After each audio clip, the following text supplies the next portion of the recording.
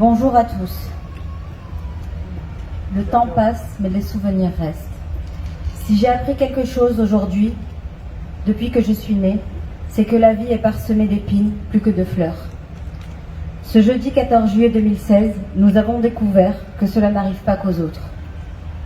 Il y a 5 ans jour pour jour, l'horreur se déroule sous nos yeux. Il y a 5 ans déjà, et pourtant c'est comme si c'était hier. Il y a 5 ans a eu lieu ce terrible attentat du 14 juillet 2016.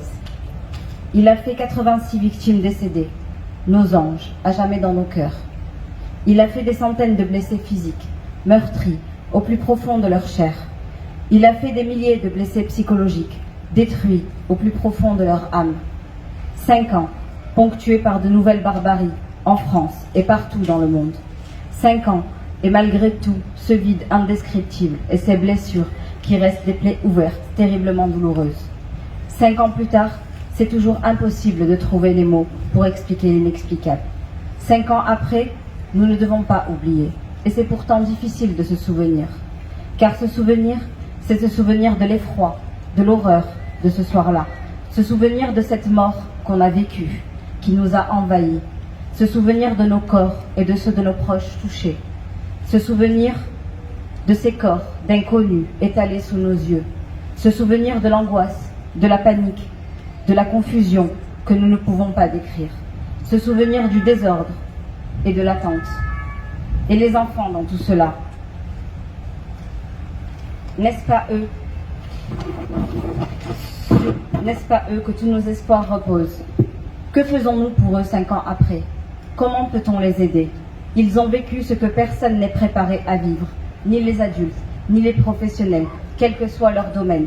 Beaucoup d'entre eux ne savaient même pas ce que signifiait le mot mort. Et ils l'ont pourtant expérimenté, vu de leurs propres yeux. Ils ont vécu cette réalité, malgré eux, une réalité que personne n'est prêt à affronter. Comment effacer cette nuit de la mémoire de nos enfants? Comment enlever ces images atroces de leurs petites têtes innocentes? Nous sommes tous, que l'on soit professionnel, autorité, amis ou bien même parents, nous sommes tous démunis face à cela. Car 5 ans après, c'est toujours là, dans la mémoire, dans les cauchemars, dans une sirène de police, dans un cri, un bruit, et dans tant d'autres choses du domaine de la vie quotidienne, dans la société. Chez nos enfants victimes, les conséquences de ce psychotraumatisme constituent toujours de véritables fractures existentielles qui bouleversent leur organisation psychique.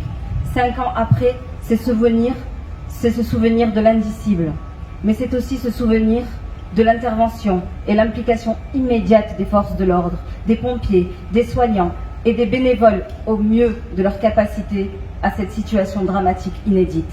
C'est se souvenir du soutien et de l'élan de la population rassemblée, unie avec nous dans la peine, le désarroi et la compassion.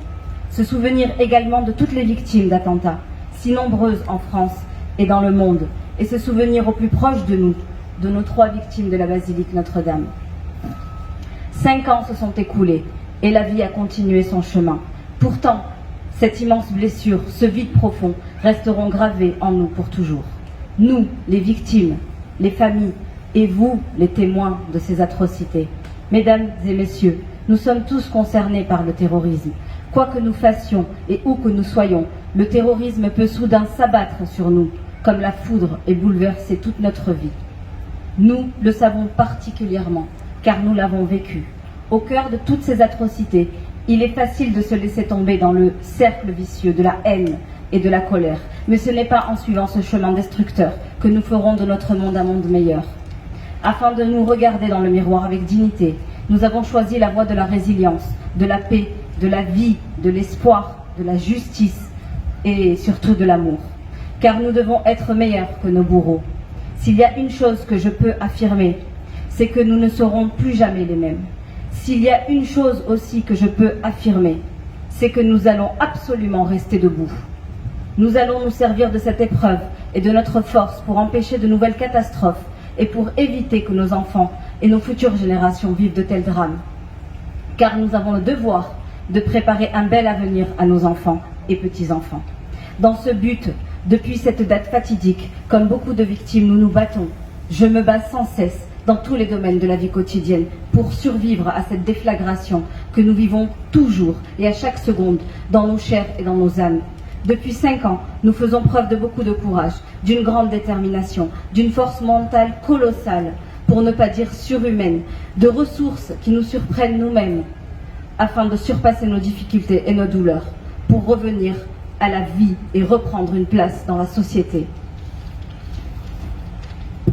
Notre envie de vivre, de survivre, de revivre est invincible et elle le restera.